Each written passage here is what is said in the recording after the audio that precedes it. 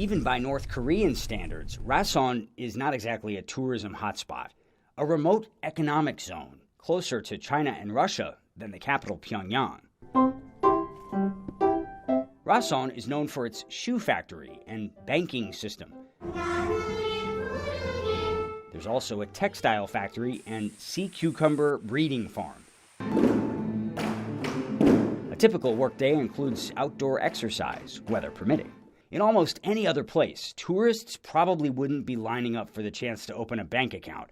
But this is North Korea. The secret state has chosen Rasson as its first post-pandemic destination for Western tourists, allegedly. Will it happen next week? Entirely possible. But will it be delayed? Entirely possible. Longtime tour operator Simon Cockrell knows there are no guarantees when it comes to North Korea.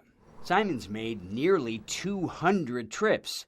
He says traveling there is not for everyone. You're choosing a highly restrictive time in a very complicated country on a trip that your family will be worried about. And some say for good reason.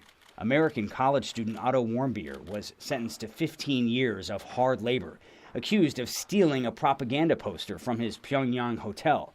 After 17 months in detention, he returned home in a persistent vegetative state and died days later. The State Department has banned U.S. tourists from visiting North Korea ever since. What's the number one thing you tell people not to do when they visit North Korea? Don't proselytize religiously. It's illegal. Don't break any law, regardless of whether you agree with it or not. Simple as that. Not as simple, for some anyway. The question, should tourists go?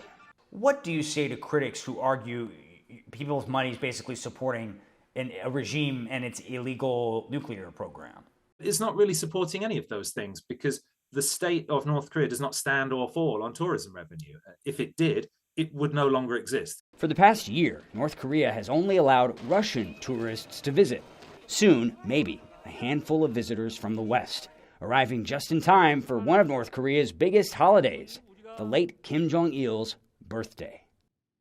For now, only a handful of Western tourists are expected to be allowed back in if this happens.